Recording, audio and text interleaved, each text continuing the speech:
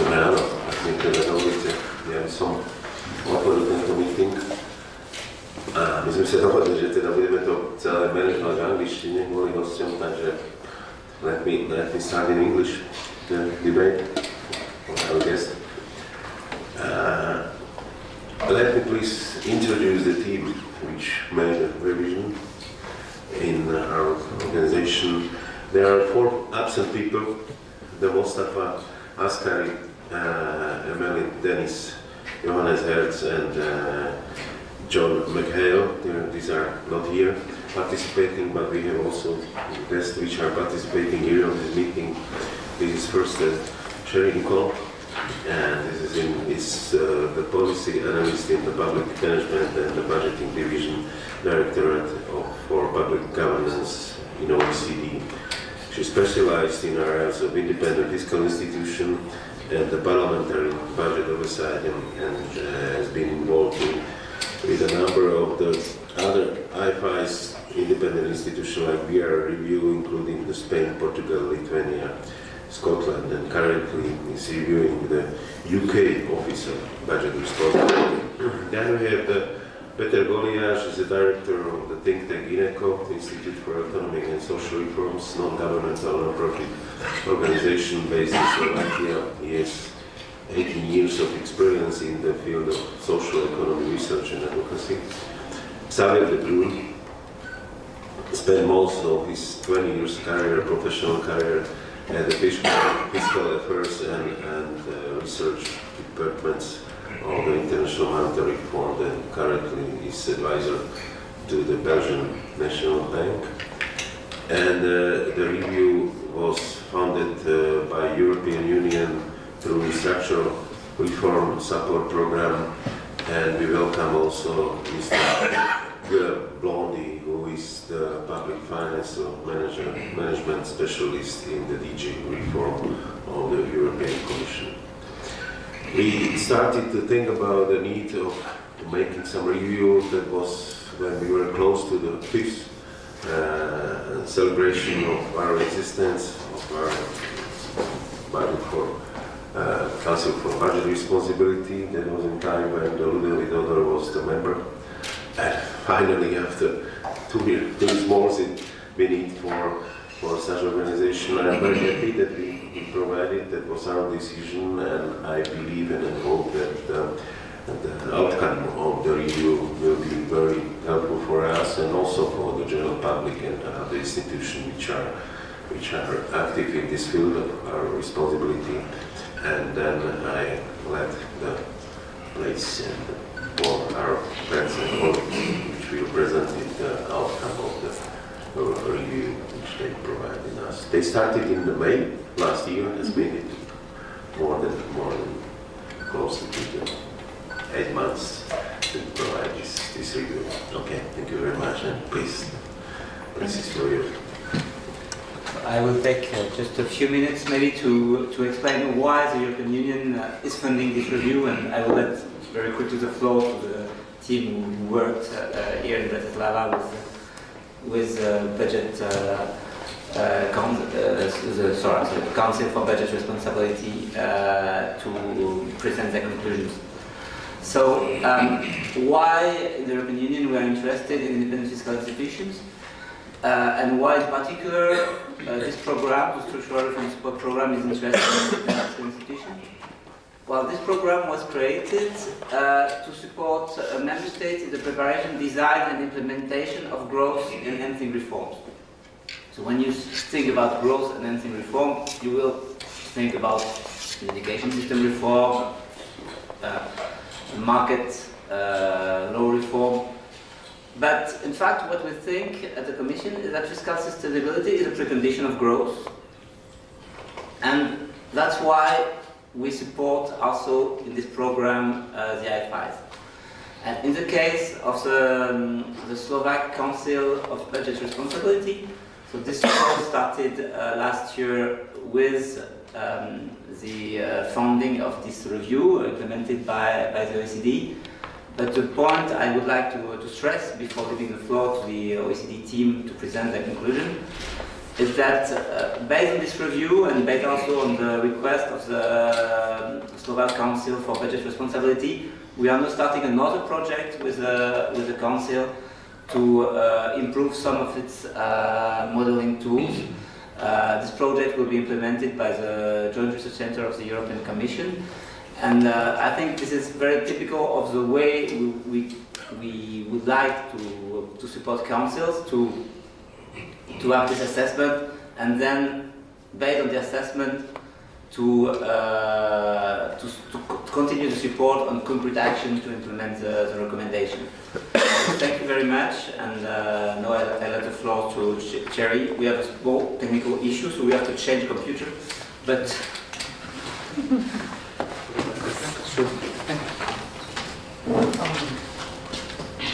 thank you.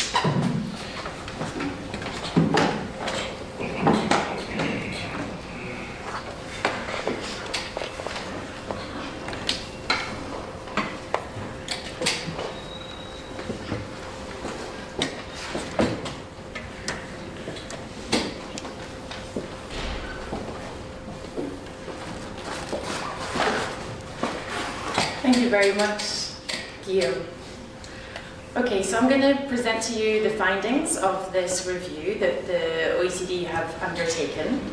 First of all, I'll give you a little bit of background to the situation here with the Slovak Council for Budget Responsibility, then we'll explain the review findings and our key recommendations. So what is the background?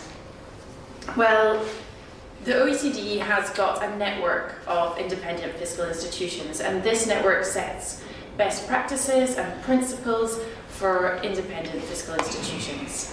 And one of the principles is that these institutions should undergo external evaluation. And indeed, the network developed a framework for this type of evaluation. And the Council of Budget Responsibility, at its own initiative, decided to undergo one of these reviews. And it's actually in the first wave of institutions that are undertaking this type of activity. I know that it's not an easy process to go through for a council, but the idea is basically if you are holding everyone else accountable, then you have to be accountable yourself. I think the review comes at a very important time for the Council. Coincidentally, at the moment, you have got the end of the first chair's term, and there will be a new chair appointed soon. And in addition, there is an election government. And both these types of events can be quite critical times for an independent fiscal institution. And these are times when the Council could potentially come under undue influence.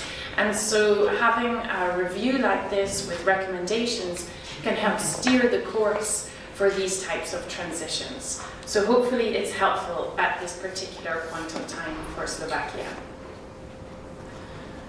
So what is an OECD review and what does it involve? Well, it involves setting up a team of experts. On this team, as already explained by the chairman, we had the OECD Secretariat, we had Xavier de Bruyn, who is an international expert with over 20 years experience on IFIs. We had the Deputy Director of the Netherlands IFI, we had a former chair of the Irish Fiscal Advisory Council, and we also benefited from the input of the local peer, Peter, who kept us informed of the sensitivities and the developments here in Slovakia. And so this team, we developed a questionnaire that we sent out to stakeholders, and we also came here on mission to Bratislava at the start of July, and we consulted with a number of stakeholders for the Council, and I'm very glad to see a number of those stakeholders are here today to see the findings. So what are the findings of our review? Well, I think as a starting point, one of the interesting things that we found about the Slovak Council is its remit is quite different from other institutions, and that is partly because of the Slovak context. And in particular, the existence of two forecasting committees that predate the Council's setup. And so as a result, the Council does not have a formal role in relation to macroeconomic forecasting here in Slovakia, which sets it apart from its peers in the euro area. And Germany is the only other country where the Council doesn't have a formal role in relation to macroeconomic forecasting. So that was quite interesting for us to understand at the outset.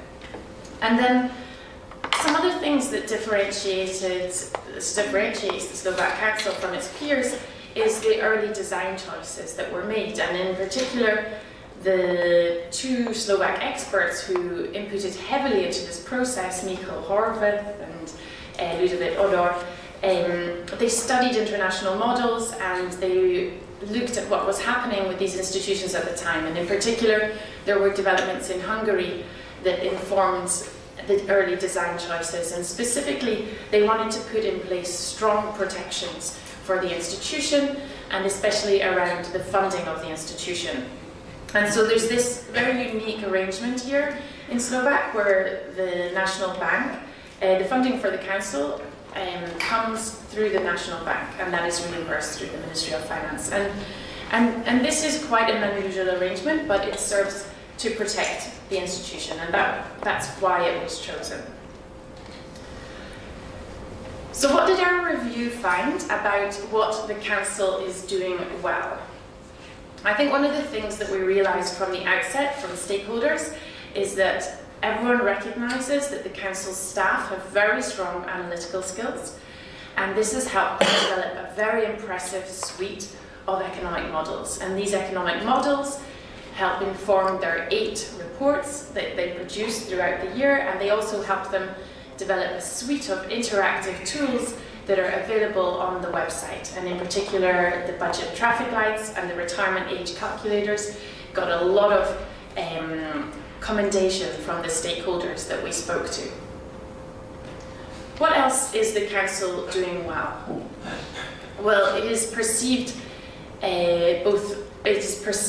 as very independent and non-partisan.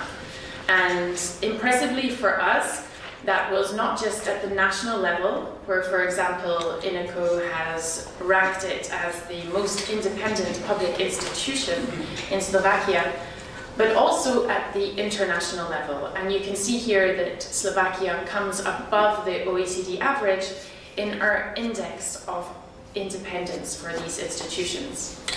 And in fact, the only reason that Slovakia is marked down is because in the area of financial independence, and because it doesn't have its own budget line, but instead its budget goes through the National Bank. So the reason it's marked down is actually a provision that was put in place to protect its independence. So it's a bit harsh, I think, the scoring in that regard.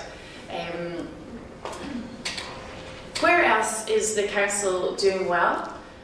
Well, we got told time and time again, not just by stakeholders here, but by stakeholders we spoke to internationally, that the Council has played a leading role in convening EU institutions that are similar to it, and is very highly respected by these peer institutions. And in particular, there's been a number of international seminars which have really helped develop the capacity of peers through focusing on different subjects that are important to them.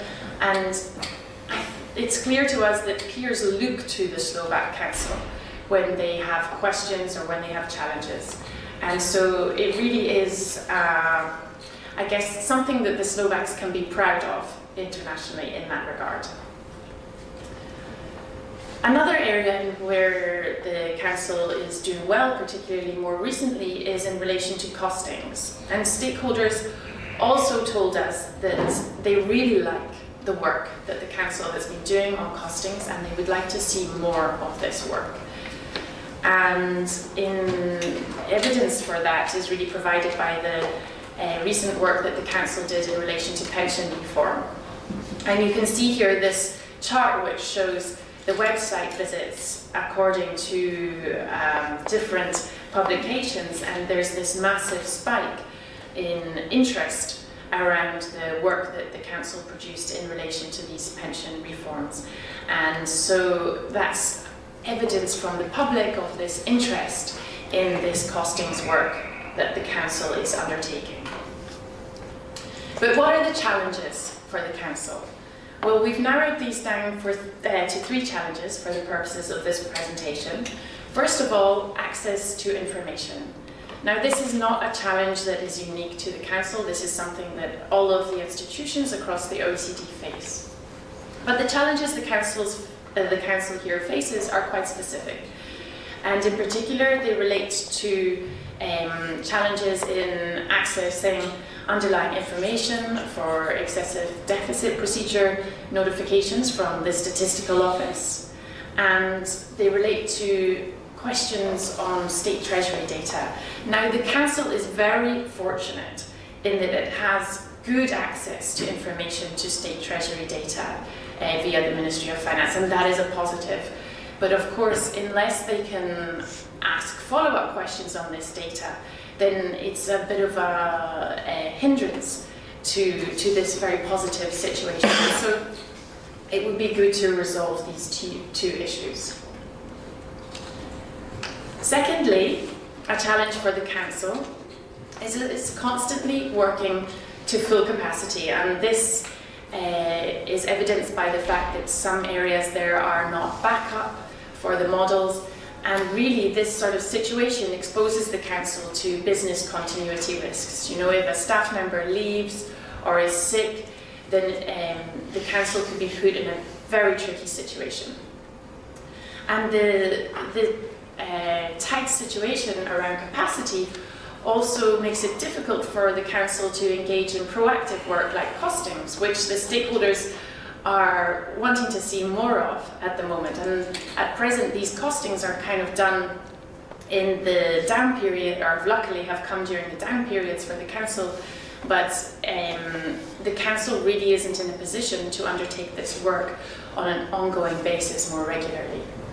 And other concerns around capacity is that the Executive Director at the moment is really undertaking both the Chief Operating Officer role and the Chief Economist role, and it's a bit too much for one person, I would say. And so it's putting a lot of pressure on the leadership in the institution, which doesn't give it an opportunity to undertake more strategic work. And furthermore, these capacity constraints are a hindrance in terms of the Council being more proactive in terms of communication. And communication is very important for these institutions because it's how these institutions achieve impact. The final challenge that we identified is that the legal process for leadership appointments has not been followed. And it is very important that these processes are followed because the process that is put in place has been put in place to ensure that the institution has non-partisan leadership and to put in place arrangements for the institution's sustainability and security in the long term. An example of this is that the Council is still waiting on the appointment of a new chair, despite the current chair's term having ended.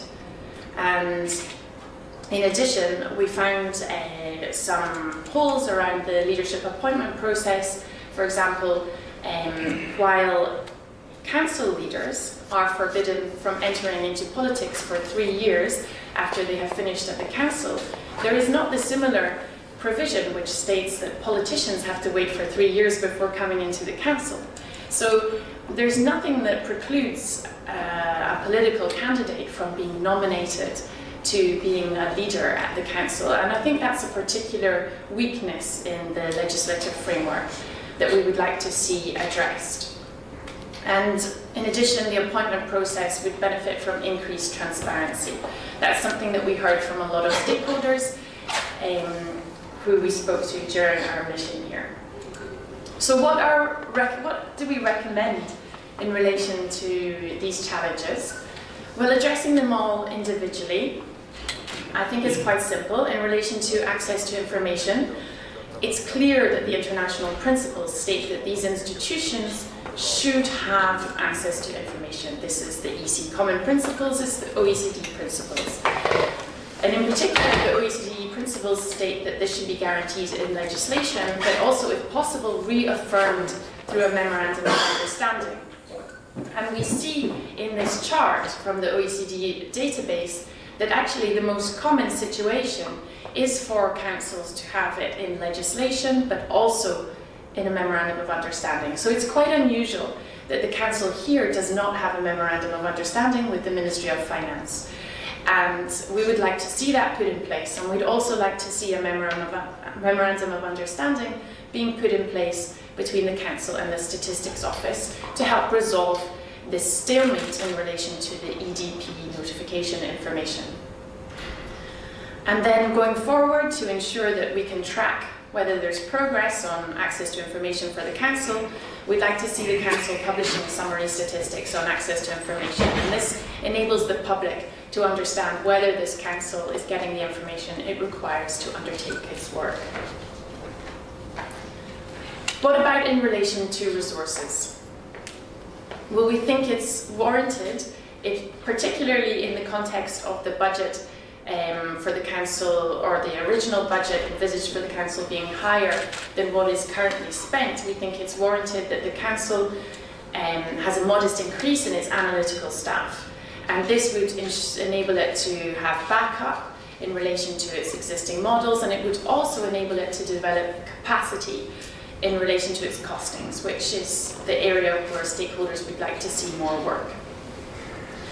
Crucially, we would also like to see some sort of solution in relation to the challenges that the leadership has at the moment to undertake the Chief Operating Officer role as well as the Chief Economist role, and potentially either creating a post for each or creating team leaders, some sort of solution that means that the leadership is able to spend more time on strategic work. For example, creating staff regulations and putting an annual work plan and a strategy out that help direct the institution in the longer term. And finally, we would like to see the council employing a dedicated communications expert. Why? Why do we recommend that? Well, the CBR has got peers that are of a similar size, for example in the UK, in Spain, in Portugal, and all of these institutions have dedicated communications experts.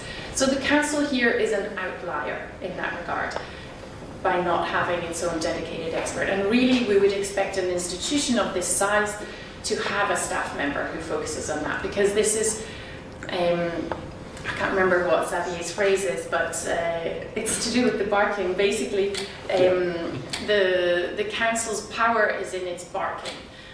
The watchdog's power is in its barking. And so the public needs to hear the message, the stakeholders need to hear the message in order for the council to be influential. And a communications expert will help the council make progress in that regard. Finally, our recommendations in relation to leadership. Clearly, we support adherence to the legal process for future leadership appointments.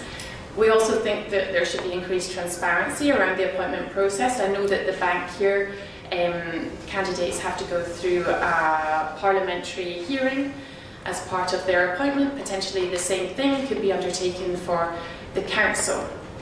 And in addition, it would be useful to have some provisions in place that prevent the nomination of board members who have political affiliation. And we see peer institutions that have these provisions in place, for example in Portugal, where new members have to be appointed 60 days before the end of the term of current members, and that happened in relation to the chair, the change of chair last year. In addition, candidates are not eligible for appointment if they've held political positions in the previous 2 years. So it would be good to see similar provisions in place here in Slovakia. Now finally, before I conclude, I would like to have a quick word on the Slovak forecasting committees. The council was set up at a time when these forecasting committees existed, and stakeholders told us of their concerns, in particular that the Committee on Tax Forecasting is not functioning effectively at the moment. And so perhaps this is a moment to revisit how these committees function in Slovakia. And we provided some recommendations in this regard. For example, the Council having a stronger role on the Tax Forecasting Committee. This would help increase the independence of that committee. And also, that stronger role could be enacted through the Council becoming the chair and also undertaking these ex-post evaluations of the forecasts. But also, we heard from stakeholders that it would be good if these committees had their scope expanded. And in particular, this Tax Forecasting Committee, people wanted to see it looking at non-tax revenues and also social transfers. And so, really, there's a demand for a kind of fiscal, this tax committee to move towards a fiscal committee. And I think in this context, it would be useful to see these forecasting committees revisited and in particular to look at whether the scope of their work could be improved and whether the independence of their work could be improved. Because in particular, at present, the fact that the tax revenue forecasts that they endorse are not used as given in the budget is a problem for Slovakia, and it doesn't reflect well on the country, particularly when you have an independent institution that could be undertaking this role. So, what about implementation of these recommendations? Well, we choose our recommendations because we believe that they are implementable. We don't put recommendations in our reports that we don't think are implementable. So we believe it's possible to make these changes, but they do require effort, not just from the Council, but also from wider stakeholders in Slovakia. And in particular, key stakeholders are the Ministry of Finance, the National Bank, the Statistical Office, and of course the Parliament. One of the greatest features of the Council's setup here is that it has constitutional enabling legislation, but that's also one of the most challenging features for the Council in terms of implementing these legislations, and I think these recommendations. And I think these institutions are often hesitant about enabling legislation being reopened because that can be an opportunity for politicians to weaken the institutions as much as it is an opportunity for the Council to strengthen its provisions. And so this has to be done very carefully, and it has to be done with the support of key partners across Slovakia. So that's our presentation. Why are these changes important? Well, a strong Council enables Slovakia to have capacity for economic and fiscal analysis. It enables Slovakia to be aware of economic and fiscal risks, and it helps depoliticize the parliamentary debate here, the political debate, and put it in neutral terms. Thank you very much. And now I'll pass to Peter, who's going to provide a local perspective on the OECD's recommendations. Thank you very much. So good morning, everybody. First of all, it was great pleasure and great experience for me to participate in this work and to be part of the team. We are meeting, as you all know, in the hot pre-election period in Slovakia, and I think it's actually good for us because we can understand from the pre-election campaign better, from the ongoing pre-election campaign, we can understand better how dangerous is populism for the stability of the public finance, and also in the long term for the quality of democracy and the quality of life of people. At the same time, it also shows us how important it is that we have in the country really independent and well-qualified institutions which are able to enter the public debate and to put some reflection to the proposals that are provided by politicians. So that's why I think also the work of the OECD team here was very important, because it gives us recommendations how to improve the work of the Council, how to make it more stronger, more influential, and how to provide better better circumstances for improving the public finance stability in Slovakia. So in my short speech, I want to mention 4 areas which I believe, 4 areas of recommendations and key findings from this report, which I believe bring the highest value to Slovakia. The first of them is regarding the independence of the Council. As all of us know, the term of Mr. Šanko is over. It was over in the last summer, and we still do not have the new chair. And this transition period and this selection of new chair will be very crucial for preserving the independence and the quality of work of the Council in the future. And that's why it's very important that we have transparent selection of a new chair.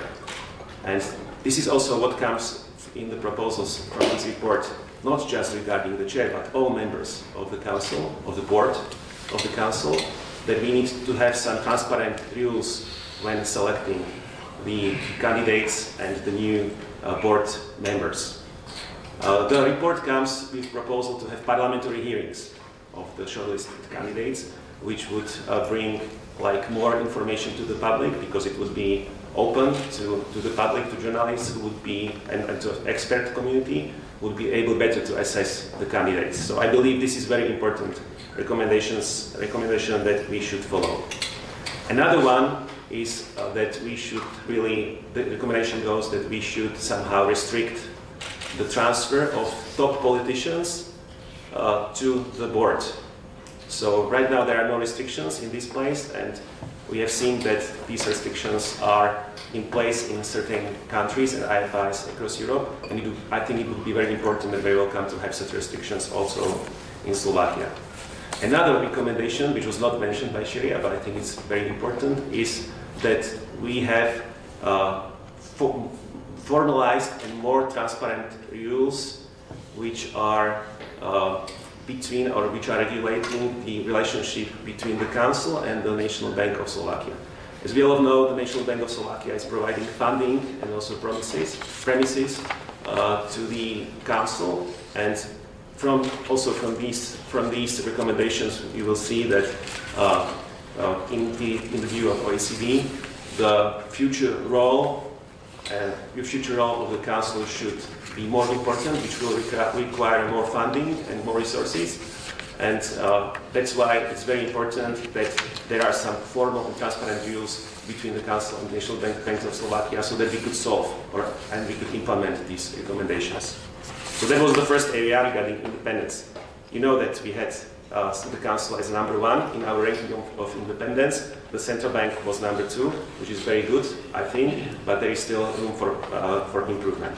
The second area that I want to mention is about strengthening position and influence of the Council in terms of what they do and also what resources they need for their work. And here, I think Sherry was quite clear that OECD proposes to increase power or influence or position of the Council in the forecasting committees, both the Tax Revenue Committee and the Macroeconomic Committee.